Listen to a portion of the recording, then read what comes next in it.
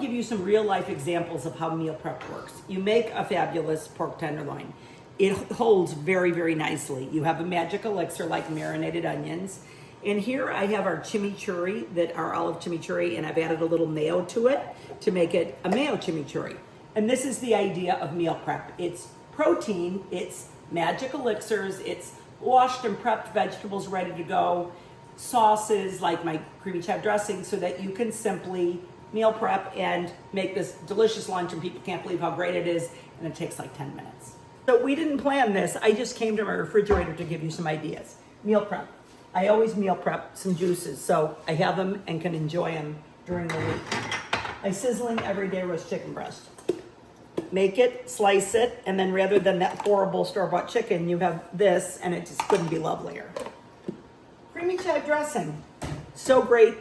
Every Sunday make one magic elixir, then you'll enjoy this throughout the week. Get some perfect high quality yogurt. I get this from my farmer. This is amazing. And then I have wild strawberries or wild blueberries that I have in the freezer, which are so good for us. And I have that every morning for breakfast.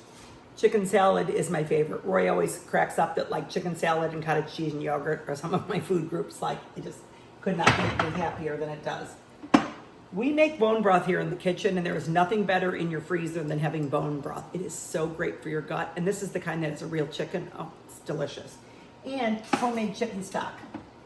I always have these in the freezer, and that's my definition of meal prepping. You have these things, you can whip them up when you need them. Not everyone's gonna make homemade chicken stock, but if you do, it's gonna infuse your food with such vitality and goodness, so consider it, or at least once you're an empty nester, consider it. Here's another great meal prep food foraging idea, Sloppy Joes. First of all, this recipe is so amazing, and it's on the blog, and it's a great thing to do. In terms of things that freeze, this freezes absolutely beautifully, and then you can just whip it out, have it during the week, and very quickly put it together on a bun with cheese, let it melt, and then add mustard and a pickle. Fabulous. So for a girl who loves meal prep, I don't like freezing things in plastic. We know that, well, we think it's kind of a bad idea. So whenever I can, tempered glass, I have a whole drawer full of them.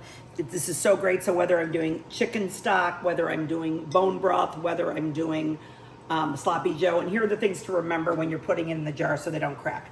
Tempered glass. Make sure your item is all the way cool before you put it in. Only fill it 3/4 of the way. When you put the top on, don't squeeze it crazy, crazy, crazy. When you put it in the freezer, don't clang the jars together. Those are some of the ways that you can do it. I've been freezing in tempered glass for years and years and years. For me, it's the only way to go. Here's another day we're still meal prepping. Because meal prepping in many ways is like doing extra so that you have something later. We've got all these beautiful containers, and we're gonna be giving some granola for holiday gifts. And then we're giving it in a spectacular reusable jar. So that is its own meal prep tip. Here's another one. Today, I made sizzling everyday roast chicken breast for lunch. So delicious. We had a spectacular salad with it. You see these bones and this lovely fat? It's going right in here to some already frozen bones. And then at some point, when my freezer is full, which is any time now, I'm gonna make bone broth, which is the most healing, the most wonderful. It's a great meal prep because it's always in my freezer, and it's just a great way to like sort of heal your gut and meal prep at the same time. So it's Monday morning. We're still talking about food foraging. Here's one of my very favorite ways. These are the chicken and chicken breast and large chickens, whole chickens that we've eaten over the last month.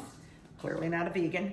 And so this is gonna make the most spectacular bone broth that you're ever gonna have. And then it's something you're gonna use every day, and you can put it in your recipe so you can just drink it, and it's gonna fill your life with joy. So what do? I take these wonderful bones, I put them all in the freezer, and then I pull them out, and I'm gonna make it. You can get to the blog to get to the recipe because it's so great. Today I needed a little bit extra, so I got chicken feet, turkey bones, and then I got these beautiful beef bones. I'm gonna mix it all together, and it's gonna be great, and we're gonna roast these up. So I've also got this beautiful chicken juice, which just, came from when I cooked them before, and I'm gonna save that in the very end. I'm gonna add that to my broth. It's the greatest thing in the world. We're also gonna make chicken broth today. That's another way that I meal prep, is have this in the freezer, and like today I'm gonna make a tortilla soup. It's made much easier by having this amazing, delicious broth, and that is my way of meal prep and of food foraging.